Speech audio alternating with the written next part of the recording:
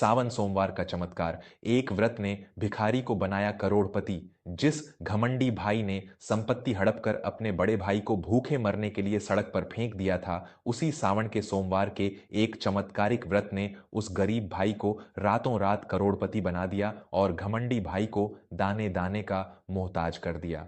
जिस घमंडी भाई ने संपत्ति हड़प कर अपने बड़े भाई को भूखे मरने के लिए सड़क पर फेंक दिया था, उसी सावन के सोमवार के एक चमत्कारिक व्रत ने उस गरीब भाई को रातों रात करोड़पति बना दिया और घमंडी भाई को दाने दाने का मोहताज कर दिया।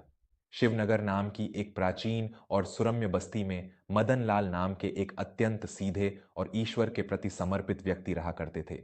मदन लाल का हृदय गंगा के जल के समान पवित्र था। वे दिन भर मिट्टी के दिए और बर्तन बनाकर अपनी आजीविका चलाते थे। उनकी पत्नी वसुंधरा भी साक्षात अन्नपूर्णा का स्वरूप थीं, जिनके मुख पर हमेशा शिव नाम का जाप रहता था। मदन लाल का एक छोटा भाई भी था, जिसका नाम प्रणव था। प्रणव मदन लाल से बिल्कुल विपरीत था। वह शहर का एक बहुत बड़ा और लालची व्यापारी बन चुका था, जिसके भीतर दौलत का एक भयानक अहंकार भरा हुआ था। उसकी पत्नी कीर्ति भी उसी की तरह दिखावे और घमंड में जीने वाली स्त्री थी। पिता के स्वर्गवास के बाद प्रणव ने अपनी चालाकी और पैसों के दम पर पुश्तैनी हवेली और सारी उपजाऊ जमीन के जाली कागजात बनवा लिए।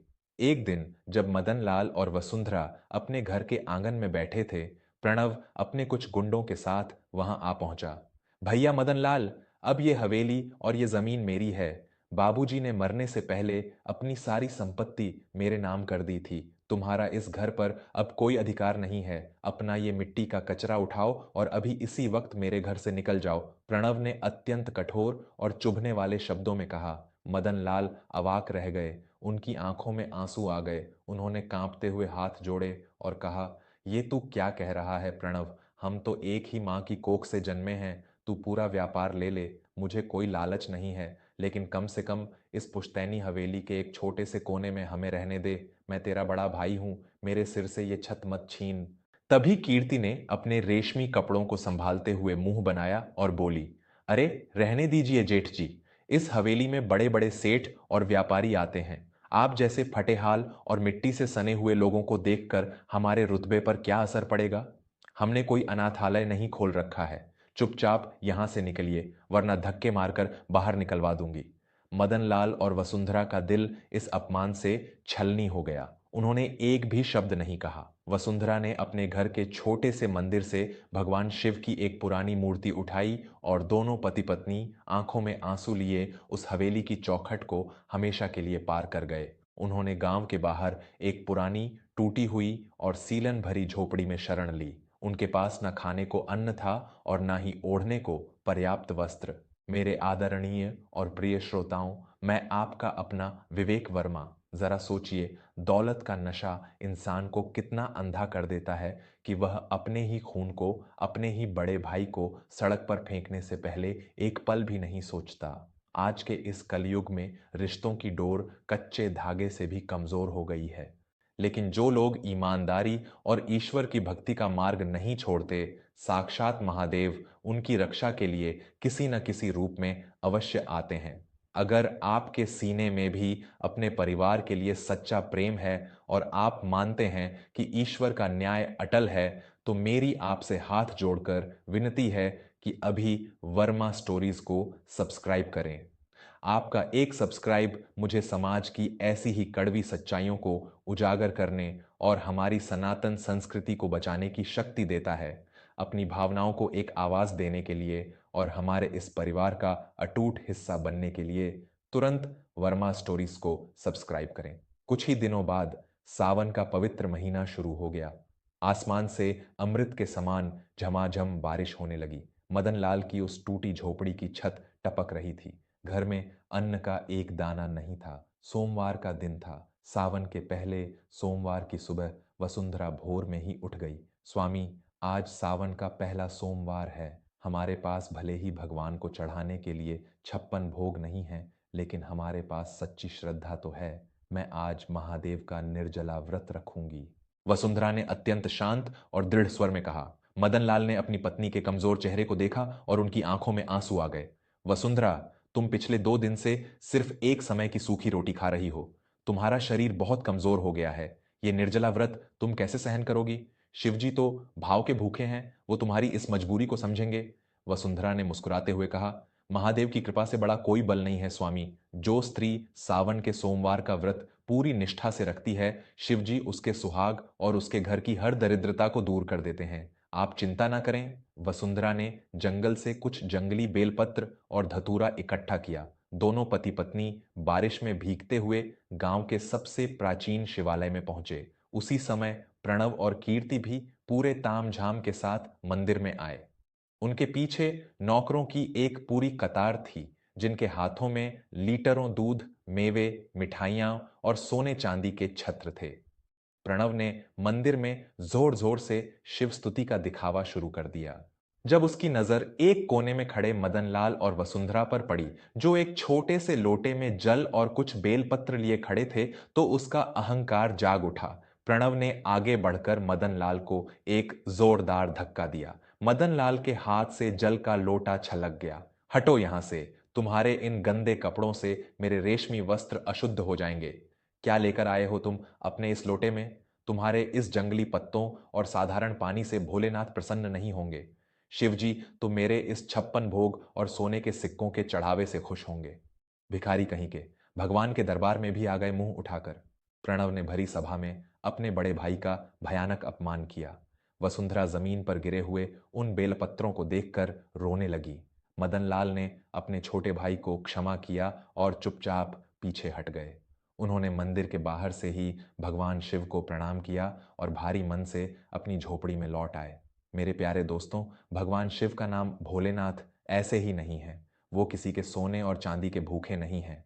वो तो उस जल की एक बूंद और उस सूखे बेलपत्र के भूखे हैं, जिसमें इंसान का सच्चा प्रेम और उसकी आत्मा का भाव छिपा हो। जो इंसान घमंड में चूर होकर भगवान को रिश्वत देने की कोशिश करता है, उसका पतन निश्चित है। सावन के सोमवार का व्रत सिर्फ भूखे रहने का नाम नहीं है, बल्कि अपने मन के अहंकार को मिटाने का नाम है। क्या वसुंधरा की यह सच्ची तपस्या रंग लाएगी? क्या प्रणव को उसके इस महापाप की सजा मिलेगी? अगर आपको भी लगता है कि महादेव का न्याय कभी चूकता नहीं है, तो मेरी आपसे हाथ जोड़कर विनती है कि वर्मा स्टोरीज को अभी सब्सक्राइब करें। आपका जुड़ना हमें यह एहसास दिलाता है कि आज भी समाज में सच्चे ज्ञान और आध्यात्मिक मूल्यों की कद्र करने वाले लोग जिंदा हैं। बिना रुके वर्मा स्टोरीज को सब्सक्राइब करें और इस कहानी के इस बेहद रहस्यमयी और चमत्कारिक अंतिम हिस्से में मेरे साथ आगे बढ़ें। शाम ढल चुकी थी। सावन की झड़ी थमने का नाम नहीं ले रही थी। वसुंधरा का निर्जला व्रत अभी भी जारी था। झोपड़ी के बाहर अंधकार छा गया था। तभी मदनलाल की झोपड़ी के बाहर किसी के खांसने और कराहने की आवाज आई। मदनलाल ने जब टूटा हुआ दरवाजा खोला, तो सामने एक अत्यंत वृद्ध और कमजोर सन्यासी खड़े थे। वो कोई साधारण सन्यासी नहीं लग रहे थे। उनका रूप एक सिद्ध अघोरी महंत शिव प्रकाश जैसा था। उनके शरीर पर भस्म लगी थी और वो ठंड से बुरी तरह कांप रहे थे। बेटा, मैं मीलों की यात्रा करके आ रहा हूँ। सावन के इस तूफान में मेरा रास्ता भटक गया है। मैं पिछले 3 दिन से भूखा हूँ। क्या तुम्हारे इस गरीब खाने में मेरे लिए थोड़ा सा आश्रय और 2 मुट्ठी अन्न मिल सकता है? महंत जी ने अत्यंत दीन स्वर में कहा। मदन लाल ने बिना एक पल की देरी किए सन्यासी के चरण पखारे और उन्हें झोपड़ी के अंदर ले आए। उन्होंने अपने शरीर का एकमात्र सूखा कपड़ा सन्यासी को ओढ़ा दिया। मदन लाल और वसुंधरा एक दूसरे का मुंह देखने लगे। घर में तो अन्न का एक दाना भी नहीं था। वसुंधरा ने अपना व्रत खोलने के लिए जंगल से जो कुछ जंगली बेर और कंदमूल तोड़कर रखे थे, वही उनकी एकमात्र संपत्ति थी। वसुंधरा ने मुस्कुराते हुए वो जंगली बेर और कंदमूल एक साफ पत्ते पर रखे और सन्यासी के सामने प्रस्तुत कर दिए। महाराज, हमारे भाग्य में आपको 56 भोग खिलाना तो नहीं है, लेकिन ये जंगली फल बिल्कुल शुद्ध हैं। आप इन्हें ग्रहण करके हमारी कुटिया को पवित्र करें। महंत शिव प्रकाश ने उन पति पत्नी को एक भेदती हुई नजर से देखा। पुत्री, ये तो तुम्हारे व्रत के पारण का भोजन है। अगर तुमने ये मुझे दे दिया तो तुम दोनों क्या खाओगे? तुम्हारा तो पूरा सावन का सोमवार भूखा ही रह जाएगा। मदन लाल ने हाथ जोड़कर कहा। अतिथि हमारे लिए साक्षात भगवान शिव का रूप है महाराज। अगर हमारे हिस्से का भोजन आपके प्राण बचा सके तो हमारा व्रत तो बिना पारण के ही सफल हो जाएगा। सन्यासी ने वो फल ग्रहण किए। जैसे ही उन्होंने फलों का पहला टुकड़ा मुंह में रखा, झोपड़ी के अंदर एक अजीब सी अलौकिक और दिव्य रोशनी फैल गई। वो कमजोर सन्यासी अचानक एक बेहद तेजस्वी और अलौकिक स्वरूप में बदल गए। उनकी आंखों में साक्षात सूर्य जैसा तेज आ गया। मदनलाल, वसुंधरा, महंत शिव प्रकाश की आवाज पूरी झोपड़ी में बादलों की तरह गूंज उठी। भगवान शिव सोने और चांदी की तिजोरियों में वास नहीं करते, वो तो बस तुम्हारे जैसे सच्चे और निस्वार्थ भाव के भूखे हैं। सावन के इस सोमवार का तुम्हारा यह निष्काम और कठिन व्रत खाली नहीं जाएगा। तुमने साक्षात शिव को अपने हिस्से का भोजन कराया है। आज से तुम्हारी सारी दरिद्रता हमेशा के लिए भस्म हो गई। महंत जी ने अपनी झोली से मुट्ठी भर भस्म निकाली और उसे मदन लाल के हाथों में दे दिया। इस भस्म को कल सुबह अपनी उस बंजर जमीन पर छिड़क देना जो तुम्हारे भाई ने तुम्हें खेती के लिए छोड़ दी थी। और याद रखना, जो मनुष्य सावन के सोमवार की इस व्रत कथा को सच्चे मन से सुनता है और अहंकार का त्याग करता है, वो जीवन में कभी गरीब नहीं रहता। इतना कहते ही महंत शिव प्रकाश वहां से अंतर्ध्यान हो गए। अगली सुबह मदन लाल ने वह भस्म अपनी उस छोटी सी बंजर जमीन पर छिड़क दी। जैसे ही भस्म जमीन पर गिरी, एक भयंकर गड़गड़ाहट हुई। जमीन की परत खिसक गई और वहां से एक बेहद प्राचीन और विशाल तहखाना निकल आया। जब मदन लाल और वसुंधरा ने अंदर जाकर देखा, तो उनकी आंखें खुली की खुली रह गईं। उस तहखाने में सोने चांदी की मोहरों और बेशकीमती रत्नों से भरे हुए कलश रखे थे। साक्षात कुबेर का खजाना उनके सामने था। सावन के उस सोमवार के व्रत ने एक दरिद्र को रातों रात करोड़पति बना दिया था। दूसरी तरफ उसी रात प्रणव के व्यापार पर प्रकृति का कहर टूट पड़ा। जिस रेशम के कारखाने और गोदाम का उसे घमंड था, वहां शॉर्ट सर्किट की वजह से एक भयंकर आग लग गई। करोड़ों का माल जलकर राख हो गया। जिन बेईमानों के साथ मिलकर उसने अपने भाई को धोखा दिया था, वे सारा बचा हुआ पैसा लेकर भाग गए। प्रणव और कीर्ति रातों रात सड़क पर आ गए। उनके पास पहनने को ढंग के कपड़े तक नहीं बचे थे। जब प्रणव को अपने बड़े भाई के करोड़पति बनने की खबर मिली, तो वह रोता हुआ और जमीन पर रेंगता हुआ मदन लाल की नई और भव्य हवेली के दरवाजे पर आ पहुंचा। प्रणव ने मदन लाल के पैर पकड़ लिए और फूट फूट कर रोने लगा। भैया, मुझे क्षमा कर दो। मैं अपने अहंकार और दौलत के नशे में अंधा हो गया था। मैंने शिवजी को अपने पैसों से खरीदना चाहा, लेकिन उन्होंने मेरा सारा घमंड मिट्टी में मिला दिया। आज मैं दाने दाने का मोहताज हूं। मुझे माफ कर दो भैया। मदन लाल का हृदय बहुत कोमल था। उन्होंने अपने छोटे भाई को जमीन से उठाया और अपने गले से लगा लिया। प्रणव, क्षमा करने वाला तो वो नीलकंठ है। मैंने तो तुझे उसी दिन क्षमा कर दिया था। तूने दौलत छीनी थी, मेरे संस्कार नहीं। जा, आज से मेरे इस नए व्यापार को तू ही संभालेगा, लेकिन इस बार बेईमानी से नहीं, ईमानदारी और धर्म के मार्ग पर चलकर। उस दिन के बाद से प्रणव और कीर्ति पूरी तरह बदल गए। उन्होंने अपना सारा घमंड त्याग दिया और मदन लाल तथा वसुंधरा के चरणों की सेवा में लग गए। वो पूरा परिवार अब हर सावन के सोमवार का व्रत पूरी निष्ठा और सादगी से रखता था।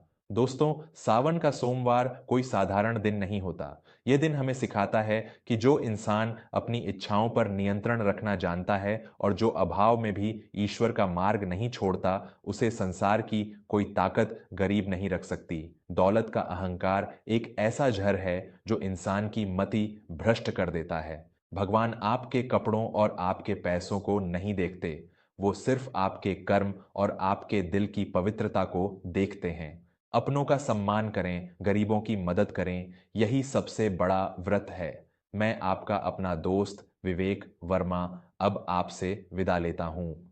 अगर इस कहानी ने आपके रोंगटे खड़े कर दिए हैं और आपको सावन सोमवार के व्रत की असली शक्ति का एहसास कराया है, तो कृपया मेरी आपसे हाथ जोड़कर विनती है कि वर्मा स्टोरीज को अभी सब्सक्राइब जरूर करें। आपका एक सब्सक्राइब हमारे इस परिवार को और मजबूत बनाता है और मुझे आपके लिए ऐसी ही जीवन बदल देने वाली कहानियां लाने की प्रेरणा देता है। इस कहानी को अपने परिवार के हर सदस्य और हर उस इंसान तक पहुंचाएं जिसे आप सच्चा प्यार करते हैं। कमेंट्स में हर हर महादेव और ओम नमः शिवाय ज़रूर लिखें और मुझे बताएं कि आप भगवान शिव की आराधना कैसे करते हैं। वर्मा स्टोरीज को सब्सक्राइब करके हमेशा ऐसे ही दिल से हमसे जुड़े रहें, स्वस्थ रहें, मस्त रहें और महादेव के आशीर्वाद के साथ हमेशा आबाद रहें। धन्यवाद।